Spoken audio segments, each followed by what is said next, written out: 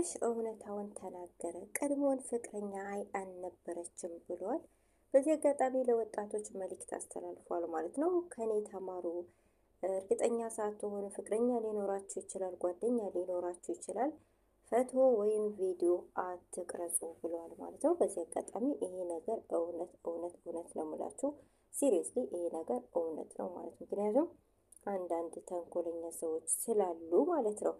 እና እርግጠኛ ሳትሆኑ እንዳትቀርጹ፣ እኔን ህይወቴን በጥብጦኛል፣ እናንተም እንደዚህ እንዳታደርጉ ብሏል ማለት ነው። እና ከጀመሩ ፍቅረኛው እንዳልሆነች ደግሞ ተናግሯል ማለት ነው። በነገራችን ላይ ይህች ልጅ ፍቅረኛ ናት ተብሎ አይታመንም። ሲጀመር ኦዲየንሶቹም ማመን የለባቸውም ብዬ አስባለሁ። ምክንያቱም ይህች ልጅ ፍቅረኛ ከሆነች እስካሁን ከሩታ ጋር በጣም ረዥም ጊዜ 1 አመት አለፋቸው አይደል? አላለፋቸው ይህን ያህል ጊዜ አብረው ሲኖሩ አንድም ቀን ፍቅረኛ ነኝ ብላ አልመጣችም። በመቀጠል ደግሞ ሰርጋቸውን ዱባይ ላይ መጥተው እንኳን እንደዛ ቅውጥ ያለ ሰርግ እንኳን ሲደግሱ አይታለች። ያኔም አልተናገረችም። አሁን ገና ሩታ አረገዘች ተብሎ በደስታቸው ጊዜ ደስታቸውን አጣጥመው ሳይጨርሱ የነሱን ደስታ ለማደፍረስ ነው እንግዲህ ፍቅረኛ ነኝ ብላ እየመጣችሁ ማለት ነው። ይሄ እውነት ለመናገር ይሄ ነገር ተቀባይነት ያለው አይመስለኝም።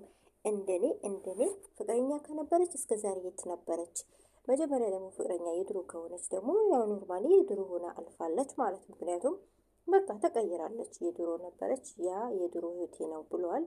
በቃ እሷ ተቀይራለች። አሁን ያለችው ሩታ ናት ማለት ነው። ሩታ ደግሞ አብርሽ ደግሞ አሁን ባለትዳርና እርጉዝ ሚስት አለችው። ገና ልጅ እየጠበቀ ነው ማለት ነው። ስለዚህ ከአሁን በኋላ አብርሽን ትተሽ የራስሽን ህይወት ብትኖሪ የተሻለ ነው ማለት ነው። አብርሽ የተረታት ተረት ግን ተመችታኛለች። ከውሻ ጋር ነው አያይዞ። ለማንኛውም እውነት ለመናገር ያው አብርሽና ሩታ አይለያዩም ማለት ነው። ዞሮ አብርሽና ሩታ አይለያዩም። ቢጣሉም ይታረቃሉ ማለት ነው። በመሀል ደግሞ ያጣላቸው ሰው ያፍራል፣ ይቅርታም ይጠይቃል ማለት ነው። እርግጠኛ ነኝ ይሄ በቃ ታያላችሁ ማለት ነው። ምክንያቱም አብርሽና ሩታ ካልታረቁ ሶሻል ሚዲያው ጭር ይላል ማለት ነው። ስለዚህ ይሄ ደግሞ አይሆንም ታውቃላችሁ ማለት ነው። ለማንኛውም አብርሽ እንግዲህ ፍቅረኛው እንዳልሆነች ተናግሯል። ሩታ ደግሞ አሁን አይደለም መወስነው የሱንም የኔንም በእኩል ያኔ የሱን ነገር ሙሉ በሙሉ ተቀብዬ መፍረድ መወሰን አልችልም ብላለች። አመዛዝኜ ብላለች። እንግዲህ ምን እንደምትወስን አብረን የምናይ ይሆናል ማለት ነው። ለማንኛውም አብርሽ ፍቅረኛው እንዳልነበረች ተናግሯል። ከነበረችም የቆየች ማለት ከልቡ እንደማያፈቅራት ማለት ነው። ፍቅረኛ አብረው ቪዲዮ ሰርተዋል ምናምን ነገር ማለት ነው። እና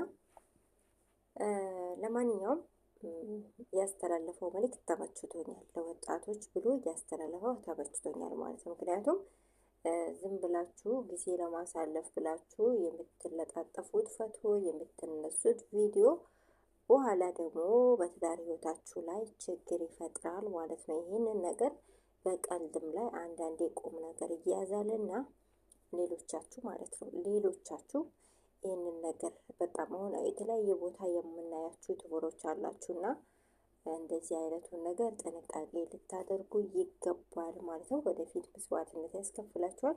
ዛሬ እንደ ቀልድ የተሰራው ነገር ማለት ነው። ለማንኛውም እንግዲህ አብርሽና ሩታ ወደፊት መቼም አይጣሉም። አብርሽና ሩታ እንግዲህ ልጃቸውን በደስታ የሚጠባበቁ ሰዎች ናቸው ማለት ነው።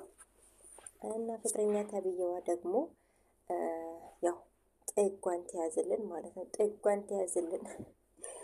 ለማንኛውም እንግዲህ ውድ ቤተሰቦች